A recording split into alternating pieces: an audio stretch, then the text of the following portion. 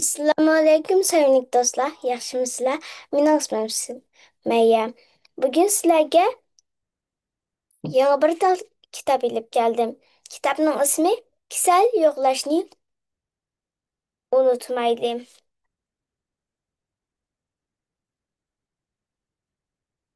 Kasal yo'qlashni unutmaylik. Bugun Zeynep derazadan hujrasiga tushgan quyosh nuri bilan tang uyg'ondi va aka, chopson o'rningdan tur, nashta qilaylik, andin chog'i tilib o'ynaymiz, deb Tarixni chaqirdi. Lekin tarix javob bermadi. Zeynep tarixning bosh tarbiga kelib, demak, meni g'idiqlab uyg'otishimni kutib g'idiq, deb tarixning bo'ynini g'idiqladi. Tarix "Hmm" deb ingrab uyg'ondi, lekin u ko'zlarini faqat ocholmayotdi.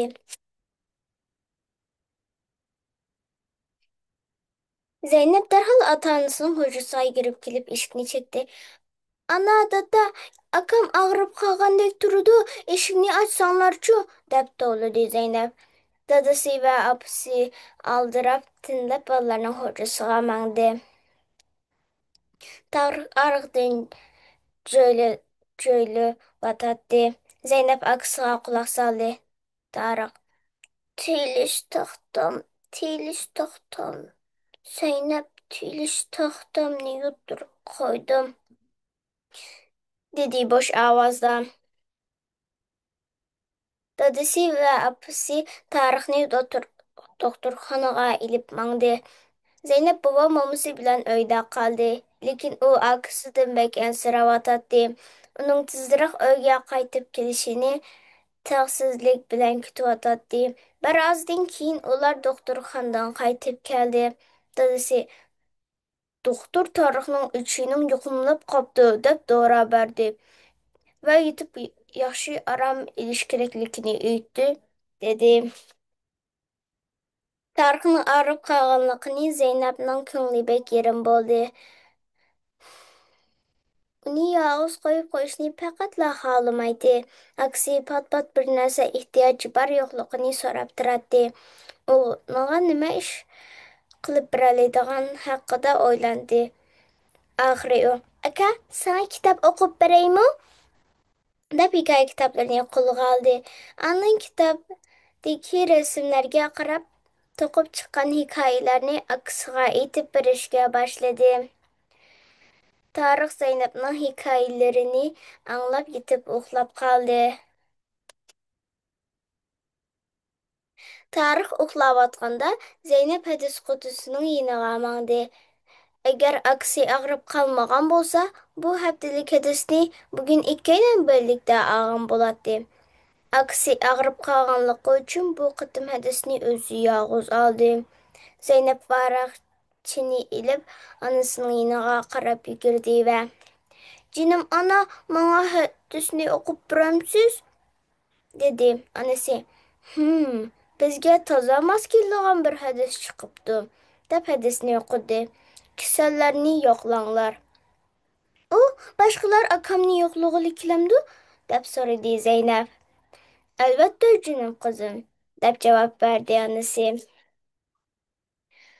U kuni rostini bir muncha tuqqanlar tarixni yo'qlig'i keldi. Hammasi tarix uchun sho'girich aytgan bo'lib, unga asta-asta o'chkizdi. U tarixning eng yaxshi kirdigan tamog'i edi. Tog'asi tarixga yangi kitoblarni ilib bergan edi. Endi tarix yetaverib, zerikib ketganda onasi yoki dadasi uning kitob o'qib beralaydi. Albatta, Zeynabga navbat açsam. Tarix har qatim eshik qo'ng'irog'i ding-dong qilib jiringlaganda o'xshash savolni so'raydi. Zeynab, kim keldi? Dadam doktordan dori ilib kelibdi. Ding-dong. Zeynab, kim keldi? Qo'shnimiz kelibdi. Ding-dong. Zeynab, kim keldi? Anam bozordan qaytib kelibdi. Zeynep oxiri chidab bo'lolmay, voyjon aka, sen zoti kimni saqlayapsan? To'xtamay, kim keldi, deb so'raysan, dedi. Hiç iş yok. İçim pişip gitti şuna. Dep xəyalğa patdi Tarık. Acaba dostlarım ağrıp qalğanlığını bilgenmidi yoki bilsin? O ahri oylaşını halımidi. Belkim savaqdaşları onu yoqlağılı kelmeydiğandı. Da şu esnada biraz ilgili bazadın kelgen anısı hücreye kirdi ve Tarık'a qarab. Oyunun aldıda bahçede dostlarımı gördüm. Onlar seni sorgan idi. Ağrıp kalganlıkını ettim. Dedi. Tarık hayırımla onundan turup gitti. Osmançı umun bahçede var mıken? Dep sordu. He, umun bahçede var iken dep cevap verdi anısı. Osman Tarık'ın en yakın adışı idi. Tarık demek o minni ağrıp kalganlıkını bilip durdu. Dep oyladı. Oylagan siri köңlü yerim boldu. Osman bolsumu kölmüdü. Dep yotqanğa çömkendi. Ansi yotqanını qayrıp durup. Dostların belkin kiyinerek kelsi mümkün. Köңlünü yerim kılma oğlum, dedi. Birazdan keyin ding dong qılıp eshik qo'ng'iroqi chalindi. Lekin Tarix yotgandan beshini chiqarib mı qo'ymadi. Endi kimning kelganligini bilgusimi kelmagan edi. Zeynep Tarixning bu qiliqini ko'rib, endi bildim. Asli akam do'stlarini saqlab ekan. Shunga to'xtamasdan kim kelganligini so'rab ekanda, dedi o'z-o'ziga. Zeynep ularni eskartib qo'yishni to'g'ri ko'rib, onasidan: "Canım ana, bahçeye çıkıp körsem bulamdı.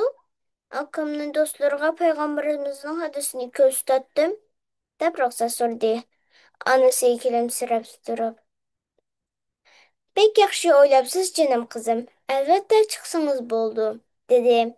Zeynep darhol baqchaga qarab yugurdi. Tarixning do'stlari tig'icha baqchada o'ynayotdi.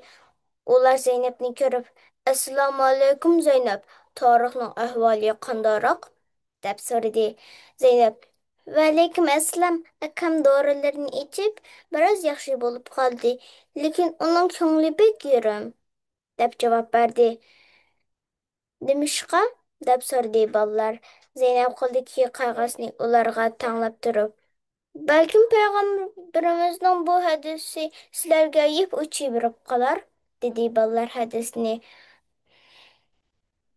Dedi. Bolalar hadisni o'qib bek xijil bo'ldi. Buni nimishqa o'ylamagandimiz ham tarixning yo'qishimiz kerak edi. "Bo'linglar, darhol mang'ayli", dedi bolalar. Bolalar uyning oldiga kelib eshik qo'ng'irog'ini bosdi. Ding dong. Tarix hujrasida yotgan bo'lib, eshik qo'ng'irog'ining ovoziga yaqinlab kelayotgan oyoq tivishlargacha qilcha parvo qilmadi. Biri yotqanday qayrib turib: "Alloh shifo bersin, bu kunlarmi o'tib ketadi do'stim", dedi Tarix hayajonlangan holda. "Osmon", deb yotqandan chiqdi. Akram va Bilolmi kelgan edi. Tarix ularni ko'rib tiximi xushal bo'ldi. Do'stlarining Tarixni yoqlab kelishi uni bekla xush qilgandi. U: "Men nima degan baxtlik, ha? Oiladagilarmi, do'stlarimmi meni bek yaxshi ko'rgan", deb o'yladi. Shu vaqtda Zeynab qo'lidagi qog'ozni aksiga ko'rsatib: "Aka, qarab baqini, bu haftalik hadis qutimizdan qaysi hadis chiqibdi? Sen og'riq bo'lg'achqa hadisni men olgan edim. O'qib boqamsan", dedi. Tariq hadisni o'qib chong ko'nglida: "Rahmat sizga suyuk payg'ambarim", dedi. Xo'sh, tilaka xitim kirishayli.